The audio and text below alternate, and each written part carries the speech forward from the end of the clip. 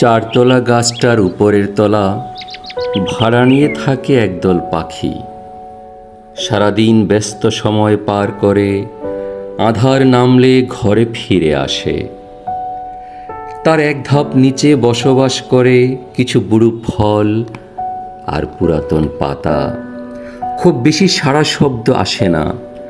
বজ্জাত বাতাস calling bell দিলে কেউ এসে দরজাটা খুলে দিয়ে যায়। দ্বিতীয় তলায় রঙিন ফুলের বাস, হরদম নারী পুরুষে সরগরম, 12 মাসে অট্টহাসির কোলাহল, 24 ঘন্টা দরজা খিড়কিও খোলা।